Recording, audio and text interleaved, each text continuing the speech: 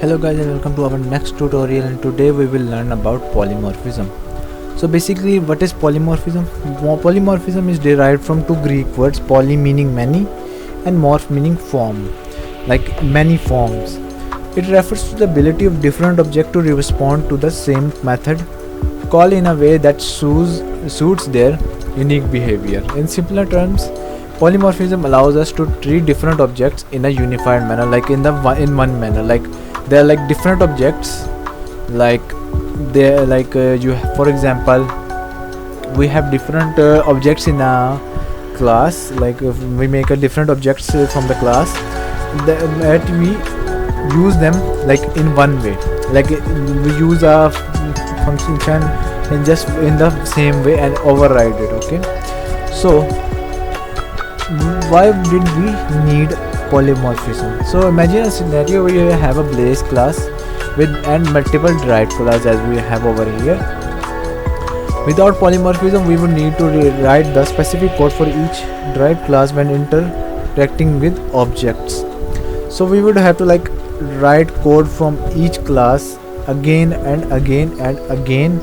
Like for example, we have a code over here where we like have to write that we have drawing a shape. Okay, that as we have a function that draws a shape, but it don't like it's being inheriting from the parent class that it drawing a generic shape, but we wanted to draw a different circle, rectangle and triangle and but so on and so forth. But we don't want to write again and again that we want to draw this, we want to draw that. It would get lengthy and time consuming. So polymorphism saves us from writing repetitive code and make our programs more adaptable.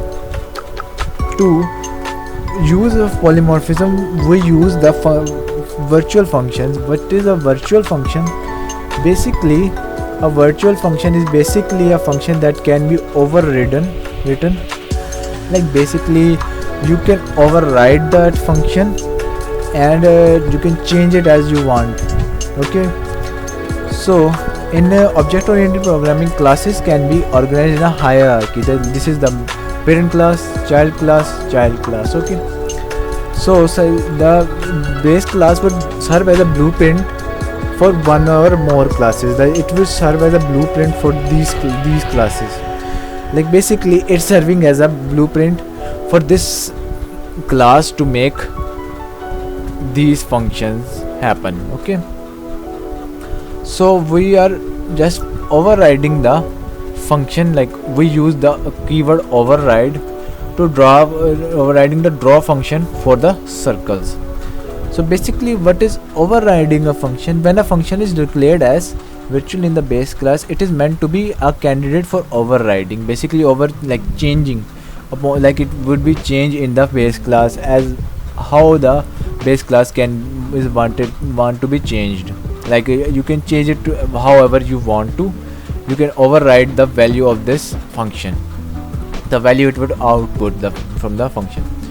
This means that derived classes have the option to provide their own implementation of the same function. Like we have the draw function that says drawing a generic shape, but we overridden it to say that we have drawing a circle. So basically we're changing the output of this function from this to this, rather than overloading the function. We're just overriding that function using the virtual keyword and polymorphism. So the primary purpose of using virtual function is to achieve dynamic binding or layered binding. The dynamic binding allows us to determine determination of which version of function to call to happen at runtime rather than at compile time. So basically, it would check which function should we call when the function is called from the class. So basically it would check whether it wants to call from this function or call from this class or this class at runtime rather than compile time.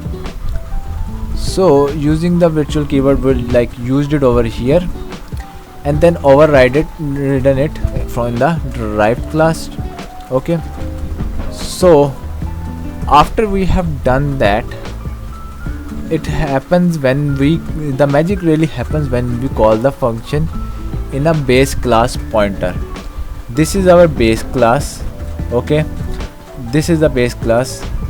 We have made a pointer array of it, pointer object array of it, that has two elements in it. Okay, so when the first value of this function of this object would be equal to new circle. New basically is a keyword that we use to describe the new value of the function. Basically just a way to say that the first value of this function, its new function value of this, new value of this array is going to be the circle function. Basically would the circle function be? Circle function would basically be this would be called as the circle function. And then we have the second value, new rectangle, this function drawing the rectangle. Okay, so then we have looping through the array and calling the draw function for each shape. Then it calls the draw function for the both of the shapes. Okay, it has like basically just doing what how you can call the function, how you present the function, the values of the array from the array. So we have this thing this is where the polymorphism is happening. Polymorphism, calling the appropriate draw based on the object type. So this is the object from the circle. Okay, so it calls the thing, the pointer that points to the draw function. Okay, so what this means, okay, let me do. So basically suppose first time the array goes on and we have this. Okay, this pointer is basically called this function, which basically does is used as to point to a certain function in the code. So basically what it's saying is, if the first time the loop runs, it is pointing to it is saying that the function value of shape 0 is basically circle